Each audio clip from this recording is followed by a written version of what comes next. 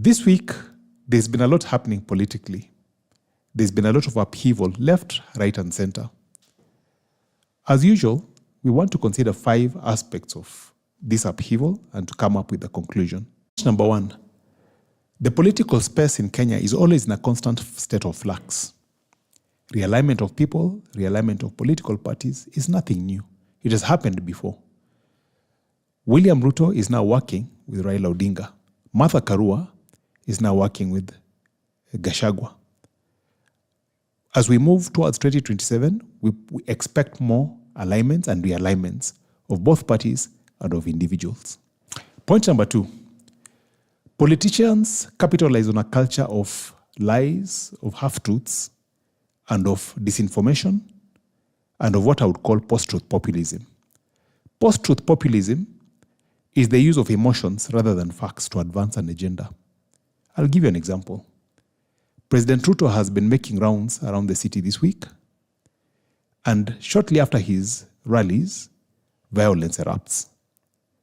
In my view, this violence is sponsored. It does not start on its own motion. The way to know these sponsors is to look at who is the first or who is the loudest to condemn the violence that happens shortly after Ruto's visits. You follow the money, you'll find out the perpetrators of this violence. Point number 3, the truth is that the economy of Kenya has been so constrained that it is causing a lot of tension to citizens of the country. But the truth also is that these constraints did not start yesterday. They did not start with this administration. They started in prior times by the previous administration. One of President Ruto's most fierce critics, Jimmy Wanjigi, acknowledges as much. He knows that currently, whatever is being collected, most of it, at least 70%, is being used to settle public debt. He has said that publicly. He also acknowledges that regardless of who won the 2022 elections, the outcome would have been the same even today. Point number 4, Gen Zs are not the first to agitate for a greater responsibility when it comes to handling the country's resources. Neither are they the first to agitate for good leadership. Our founding fathers agitated for good leadership when they fought off the yokes of colonial rule. Second liberation leaders, people like Raila Odinga, people like James Orengo, fought for greater democratic space. The Gen Zs are just stepping up to do what their generation demands of them, nothing new.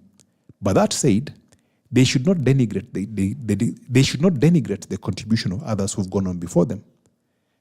They should not call Raila Odinga names because of his political alignments and realignments. Let them do their bit. Others have gone on before them. They've laid the foundation. It's basically up to the Gen Zs now to do their bit. Point number 5, the way forward is not the way of revolt. The way forward is not the way of chaos. Others have gone on before us and tried it. Other countries have tried that. And it has been deleterious to the entire country. I'll give you an example of Sudan.